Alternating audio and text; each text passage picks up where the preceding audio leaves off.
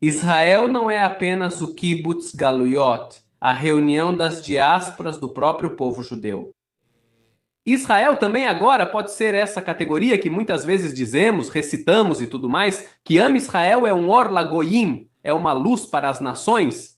Em que sentido Israel, a partir deste ponto, mudou o paradigma?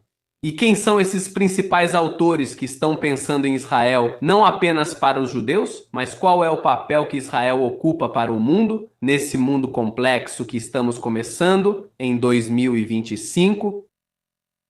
Sim, na verdade, o principal argumento, ou digamos, a principal justificativa do movimento sionista para explicar a narrativa de por que precisamos de um Estado é a solução para o antissemitismo. Vamos criar um país como um bunker para não sermos mais perseguidos. No entanto, todos esses pensadores também abordaram a questão universal. Até mesmo Herzl falou sobre fazermos um país modelo para as nações, alguns com mais perspectivas, outros com menos, não sei, Ahad Ha'am. Para mim, quem melhor representa essa perspectiva é Rav Kook, Rav Avraham Yitzhak Cohen Kook. Ele foi o primeiro grande rabino da terra de Israel em nível nacional, mesmo antes do renascimento do Estado de Israel. E Rav Kook afirma que esse ressurgimento nacional não é simplesmente o povo judeu tendo independência de novo e pronto, mas que isso tem implicações no processo de redenção e, portanto, no processo de redenção do mundo inteiro. Por isso, ele funda a Yeshiva Merkaz Agav, a Rolami, nome original de Merkaz, o Centro Mundial de Estudos de Torá, refletindo sua visão universal, tema abordado em vários de seus textos. Do Rav Kook saem outros alunos de grande influência neste momento, por exemplo, Rav Yuri Sherk, que é meu rabino particular. Que essa perspectiva propõe que, veja, a sociedade israelense, e isso é para os judeus que estão mais informados sobre como é a dinâmica em Israel. Está no mapa político, à direita, à esquerda, religiosos, laicos, todos contra todos. Mas qual é como se diz, o que cada um desses setores em Israel cobra do outro? Por exemplo, o setor da esquerda cobra da direita. Vocês são muito nacionalistas, vocês têm que entender que também existe outro povo, que são os árabes. E eles também são pessoas, tal. Isso é o que cobram deles. Esquecemos que somos uma nação, da importância de Israel e do motivo de estarmos aqui. O que vocês fazem aumenta o antissemitismo e os ataques, fortalecendo essas narrativas.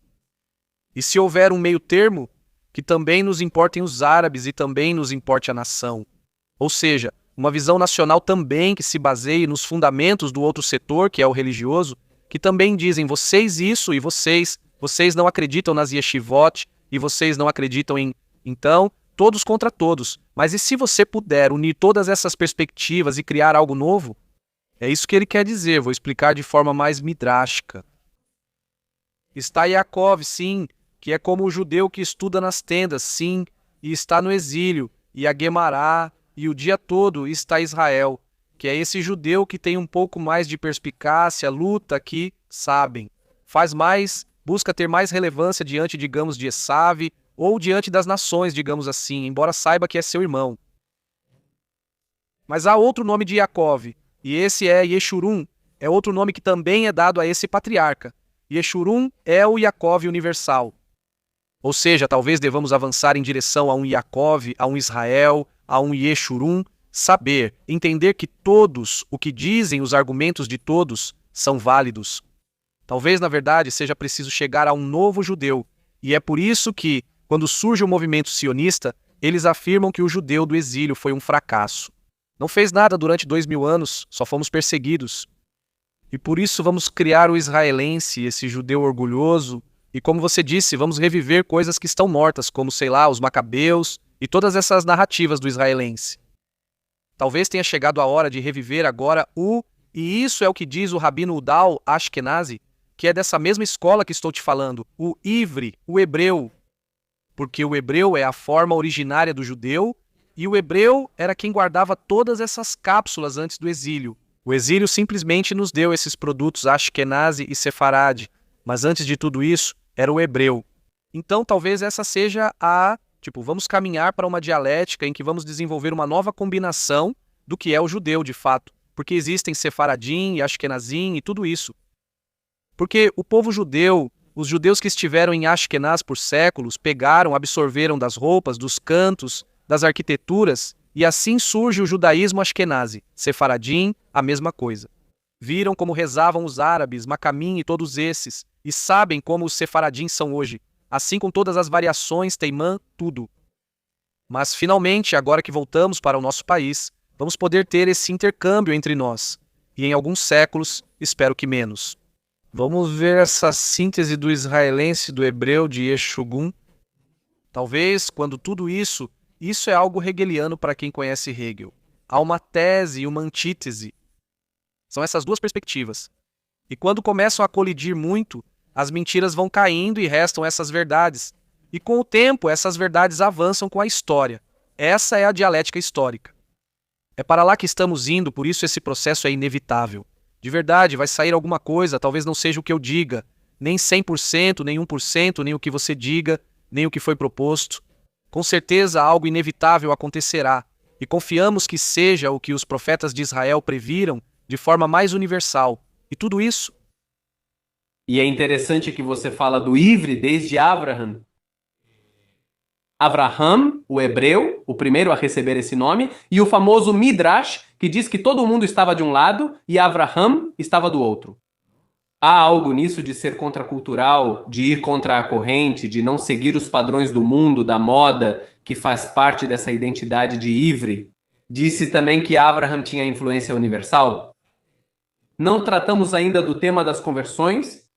Há um Midrash famoso que diz que Avraham não só começou com sua família, mas também convidava pessoas para sua tenda, segundo o Midrash. Ele dava comida, primeiro gostava disso, depois dizia: espera, é preciso abençoar, vamos abençoar. Bem, até chegar a Deus e as pessoas reagiam e se convertiam. Então, aí está essa figura de Abraão, o hebreu, com essa ideia de compartilhar essa ideia desse Deus que é quem nos dá, quem nos supre todas as necessidades e tudo mais. E não ideologias particulares, mas sim algo mais geral, que isso também fazia alusão às identidades particulares. Ou são fragmentárias, e algo do judaico, de ver o todo e não ficar apenas com uma parte. Isso é idolatria, focar só em uma parte como solução, ignorando que há um todo maior. Parte de Avraham é isso, mas com, segundo o Midrash, a ideia de também trazer pessoas à conversão. Mas por outro lado, você tem o outro famoso, aquele que diz Ivri, Anoji, eu sou hebreu, que é Ioná, que vai falar com a caverna dos inimigos, como diríamos hoje, falar em Gaza, ou na Síria, ou no Líbano. Ir e levar uma mensagem, mas não para que se convertam ao judaísmo, e sim para que corrijam seus atos e façam techuvá, mas a partir da sua própria nação. Então, a pergunta que faço com esses dois exemplos, das nossas fontes, Avraham e Ioná, essa ideia de Binei Noach não parece insuficiente?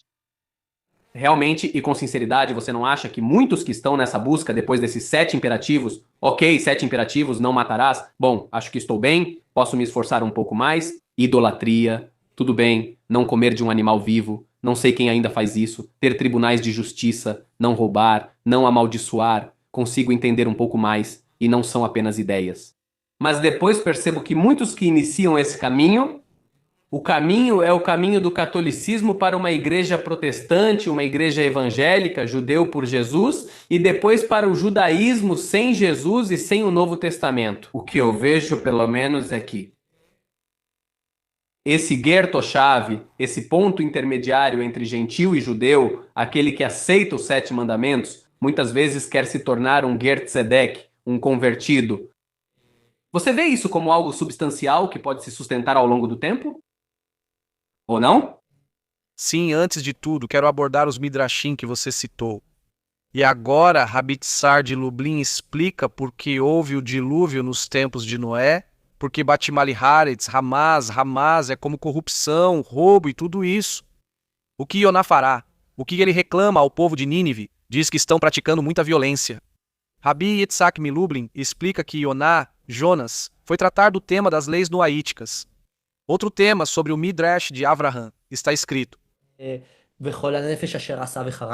que haverá todas as almas que ele fez em Harã. Como assim que Avraham fez almas? Está no Midrash que você mencionou. que Avraham convertia as pessoas. Não existia judaísmo, mas ele as convertia. Mas aí explica Es Yosef. A que isso se refere? Que ele ensinava a elas as leis noaíticas. É isso que está escrito. Não só isso. A cronologia desse Midrash, na verdade, é assim. Está o último sobrevivente dos hebreus, que é Midrash. E ele tem 3 filhos, Narro, Hagan e Abraão. E vocês chamam de hebreus por Ever, porque Tomás vem de Ever. Depois eles estão em um lugar que é quase na Caldeia. E o rei, um líder de UR, decide queimar 1/3 dos hebreus, manda eles para os crematórios e os outros 2/3 fogem de UR. E eles vão para Arã e vão reclamar. Era como os Estados Unidos da época. Se fosse Arã, agora eram os arameus. E acontece que aqui há um filho que já estava sentado. Neste caso, não quero dizer Estados Unidos, mas neste Arã. E o que ele te dá quando foge? Ele queria ir para Canaã, mas ele para e reclama. Aqui é onde Abraão começa a fazer todo o seu ato proselitista. Mas é aqui onde Deus se revela a Abraão e lhe diz: vá para casa, vá, saia da casa do seu pai, vá para aquela terra, para onde eu vou te mostrar tudo. E aqui muda a perspectiva de ir convertendo pessoas para a perspectiva particularista de Abraão. A partir daqui, o Midrash começa a falar de uma grande parte que enfatiza o seu aspecto particular como nação. De fato, os Midrashim seguintes dizem que as nações do mundo, ou seja, os outros reis, coroavam Abraão e o reconheciam, como se disséssemos, não como presidente da ONU da época, mas sim como líder entre os reis daquele tempo, algo assim. E também vemos o dilema entre escolher Ismael e Isaac, que também é uma questão à parte. Normalmente era, mas é esse mesmo dilema entre se eu sigo pelo monoteísmo proselitista de Ismael, um monoteísmo que se espalha como pólvora, ou um monoteísmo mais particularista. No fim, haverá incidência universal também. Al final, Hashem le hace ir por el... Isaac, mesmo que Abraão preferisse Ismael Maire, sei que você tem. Sobre noáquitas se converterem ao judaísmo, Maimônides afirma claramente: se quiserem, podem se converter. Não tem problema que as 7 leis noaquidas não sejam suficientes. Vou te mostrar um dos muitos livros que tenho sobre a biblioteca dos noaquidas. Este é um livro de, não sei, é muito denso, é um livro gigante, de umas 800 páginas só sobre leis noaquidas. Existe um Shulchan Arush, e este é um dos muitos que existem. Se existe Shulchan Arush para noaquidas, existe sim. Essas 7 máximas não significam que, bom, para ser noaquita, basta eu não matar ninguém, não roubar nada e não comer um animal. Estou pronto e isso basta para um noaquita. Dessas 7 máximas se desdobram dúzias e dúzias de leis que se aplicam. Na verdade, Narmanides explica isso em seu comentário de Gênesis, não me lembro, 3.413, algo por aí em Mazedina, que ele explica como até mesmo as leis civis são leis noaíticas. Por exemplo, se uma pessoa passa o sinal vermelho, está dirigindo e passa no vermelho, isso também faz parte de uma lei noaítica. E se você matar alguém, ou seja, matar é uma proibição? Veja, até aqui em Shalom, outro livro menciona, se você vê Zaid, um noaíta, se você vê Zaid na estrada, você tem que cobri-lo com areia. Se alguém morre por isso, você não matou diretamente, mas indiretamente, ao fazer alguém se sentir mal. Por exemplo, se alguém fica envergonhado, é como ficar vermelho. O sangue sobe ao rosto do homem, e envergonhá-lo também é uma proibição noaíta derivada do não matar. É um mundo à parte, né? É muito mais complexo. Eu realmente acredito que, e isso vem mais do campo da minha experiência. Eu me lembro quando era criança, na Colômbia, havia muitas pessoas que batiam a porta da sinagoga, não fisicamente, mas que queriam se converter. Estou falando de milhares. A comunidade judaica na Colômbia, quando eu era criança, tinha cerca de 10 mil pessoas, hoje restam umas 3 mil. Não sei ao certo, mas, apesar disso, por quê? Foram embora? Por causa do contexto social e político da Colômbia, das guerrilhas e dos narcotraficantes. Muitas pessoas foram para lugares mais seguros. Mas apesar de a comunidade judaica ter diminuído, surgiram outras comunidades que também praticam o judaísmo, e são chamadas de comunidades judaicas emergentes. Mesmo sendo judeus de Alajal ou de outro lugar, foi assim que os chamaram e é sobre isso que falamos. O último número que eu soube foi há 10 anos, que eram 6 mil pessoas que estão nas comunidades emergentes, ou seja, é o dobro da comunidade judaica. O que isso significa? Que se há muito desejo de se converter, e a porta do judaísmo é muito difícil de abrir, é porque realmente é difícil. Por isso eu digo que eu vejo isso e aí acho que estamos conversando, podemos passar horas entre dois apaixonados procurando. E os judeus somos especialistas, que de uma mitzvah derivamos 10 halachot e 15 livros depois, com base nisso. Mas a realidade é que eu vejo esse fenômeno, antes de tudo, como um fenômeno noágida que devemos ao Estado de Israel. A internet... ao protestantismo também, acho que o protestantismo no século XVI abriu uma porta que não percebia que estava abrindo. Porque ao conversar com muitos que chegam ao judaísmo, percebo que no cristianismo católico o conhecimento da Bíblia é limitado, geralmente restrito ao Novo Testamento. O chamado Antigo Testamento, ou Tanakh, fazia com que soubessem mais que 2 ou 3 coisas. Por outro lado, ao incentivar a leitura e prática do Antigo Testamento por conta própria, o protestantismo também possibilita tudo isso. E não vimos as consequências do protestantismo, não vimos as consequências dos atos, onde são muitos. Como chegam as nossas contas ao seu e-mail, ao meu e-mail, às minhas coisas, por causa do protestantismo, e depois isso vai derivando em algo mais próximo do judaísmo que isso não, ágida. Eu vejo isso como um prosbo, os bus, como um lugar de transição, um vestíbulo, não um lugar onde a pessoa fica. Porque também já vi muitos outros rabinos, não sei se é o seu caso ou não, que faz casamento entre filhos de Noé e rituais, e até mesmo um Kabbalat Shabbat para filhos de Noé, uma forma de viver o Shabbat. Já vi isso de outros, o Shabbat também abriu como um nicho dentro disso. Então, e de volta aí, o limite. Eu não tenho nenhum problema com o proselitismo. E ao invés de sermos 15 milhões de judeus, que sejamos 100 milhões, depois como? Tem que analisar bem. O que? Esse sincretismo tem definição? Eu não sei se isso pode ter uma entidade nos livros pode ter uma entidade na sua cabeça, na minha cabeça. Mas na vivência espiritual e física das pessoas, ficar nesse lugar entre mundos, eu acho difícil. De fato. Eu vejo ao contrário, obviamente. Mas por quê? Porque o que é ser filho de Noé? O que significa?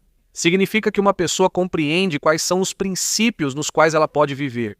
Como não judeu, ou seja, a pessoa, se quiser mais preceitos, sei lá, é a parte de se juntar ao povo judeu. Pronto, seja bem-vindo. Na verdade, existe uma discussão no Tratado de Berajot, e sim, o ideal de que toda a humanidade, que todos se convertam ao judaísmo, há uma discussão assim e não fica muito claro qual é a conclusão. Mas, por outro lado, há pessoas que sentem... Desculpe interromper, mas tem uma frase famosa do Talmud, o que diz? É isso. Isso o quê? Mas não entendemos. De Migilá? Onde era? Sim. De Migilá? De Migilá? 14 por ali. Todo aquele que renuncia à idolatria, que recusa a idolatria, é chamado de judeu. E claramente nenhum código legal judaico da Halachá, da lei judaica, consideraremos, eu não acredito em múltiplos judeus, sou judeu desde o início. Não. Mas qual é o significado teológico disso? É uma frase muito forte. Sim, acho que isso, o mais próximo disso é o ateísmo, me parece, porque... Ou seja, como eu vejo, certo? É que se uma pessoa... É que o Deus da religião não é para ofender meus irmãos ortodoxos e tudo mais, mas é que o Deus da religião é muito pequeno. É um Deus ritual, é um Deus que exige que eu me vista assim. Como é um Deus maior se você rompe com o Deus da religião, e o único que conseguiu romper com o Deus da religião é o ateu. O ateu é aquele que chegou à conclusão de que ele não quer esse Deus, o Deus que lhe venderam, dos dogmas e tudo isso, ele é Akofer Bavodazaga, para chegar, eu acho, a uma ideia muito maior. Ou seja, o ateísmo é como um período de transição que estamos passando na humanidade para entender que existe algo muito, muito maior e que, na verdade, Hashem não é apenas o Deus de Israel, das nações, é algo realmente incompreensível. E eu penso que Akofer Bavodazaga, que é judeu, são aqueles ateus que estão quebrando os esquemas idólatras, porque as idolatrias são isso, que idolatria? A Bodazaga, as coisas alheias a Deus, coisas que minimizam Deus. Dar a outras ideologias, a outras entidades, o caráter divino. Quando a pessoa supera esses esquemas, como nossa geração, quebra esses padrões, nem cria judaica, ou seja, atinge o ideal do judaísmo, que é chegar a uma máxima muito maior. Foi assim que aprendi com meu rabino. De fato, Essa explicação que acabei de dizer está neste livro. Pero, Mas, sobre o Noáquida, olha, na minha experiência, os Noáquidas com quem eu tenho contato são pessoas que, por exemplo, na Argentina, querem ser argentinos, amam a Argentina e acreditam que a Argentina precisa de uma mudança. Precisa de algo diferente dos modelos existentes. E dizem, veja, se eu me tornar judeu, o ideal é que eu vá para Israel. E o que acontece com a Argentina? Vou me deixar morrer? E meus ancestrais, minha família? Quero ser Noáquida. Por que ser Noáquida? Aquele que adota o sistema do judaísmo, pega no tzitzi de um judeu, como diz o profeta, pega as ideias que servem para a Argentina e as aplica na Argentina. O australiano que quiser melhorar a Austrália, e a propósito, a Argentina também não é homogênea. As populações da Argentina são muito diferentes em todo o país. Então, cada um. Por isso, aliás, está escrito em Bereshit, que devem dizer todas as famílias da terra. Não dizem as nações nem as religiões, as famílias. Ou seja, são os núcleos menores da sociedade que querem ser eles mesmos. Acredito que, em algum momento, as pessoas possam reconhecer que o judaísmo oferece ferramentas úteis também para não-judeus e suas sociedades. Por que eu seria judeu se meu objetivo é melhorar minha sociedade e o mundo? e além das ideias, os rituais também podem fazer parte ou não? Só as ideias. Isso foi escrito pelo Rabino Nagar, que coloca essa questão que, por exemplo, os muçulmanos estão há 1400 anos rezando de joelhos. E daí? Um judeu vai dizer que você não pode se ajoelhar? Veja, essa é a forma deles se expressarem. O fato é que só precisa mudar aqui. Não, ao contrário, eu pergunto. O que eu pergunto é, se rituais especificamente judaicos, uma mezuzá, Shabat, Kasher, Shuru, Brajá, Talit, Tefilim, não sei, Rosh Hashanah, Hagim. Isso também pode fazer parte do sistema noaítico ou somente as ideias? Rambão escreve sobre isso, diz em Hilshot Melachim, que se um noaíta quiser cumprir uma mitzvah para receber recompensa, é permitido. Sim, também há coisas que não se aplicam. Por exemplo, Tefilim, como você citou, é uma exceção que Maimônides menciona claramente, exceto Shabat e Tefilim, ou seja, há muitas outras mitzvot. Penso nisso de forma mais racional. Por exemplo, um noaíta na Bolívia. Na Bolívia, por que um noaíta colocaria tefilim? A cultura boliviana e sua sociedade, os tefilim não representam nada para o boliviano. O que são os tefilim? O que são? Lembrar a saída do Egito. Nossos ancestrais saíram do Egito. Será que os do boliviano também? Ele não significa nada, como a matzá. Para o boliviano, ele terá outras características antropológicas e sociológicas que ele pode elevar. Por exemplo, o presidente da comunidade noaíta de Amsterdã, ele coloca um pinheiro em dezembro. Não é por acreditar no Natal, ele já superou isso. Mas ele diz, na minha cultura, isso era um sinal cultural nosso para representar nos calendários, seja lá o que for, a explicação teológica que ele dá. Mas é uma manifestação dele para adorar Hashem de forma monoteísta, ou seja, sim, rigorosamente, um noaíta poderia cumprir preceitos de Israel, e isso foi escrito explicitamente pelo Rambam. Até o Hatan Sofer faz uma manobra para que o noaíta possa cumprir o Shabat, de certa forma, mas é uma opinião particular. De modo geral, não acredito nisso. Os noaítas que entenderam isso sabem que não faz sentido usar kippá. Minha sociedade não desenvolveu a kippá, isso não tem relação comigo. Quero melhorar a sociedade e que o mundo viva em harmonia. Tenho ideias do judaísmo que posso aplicar aqui, por isso sigo esse caminho.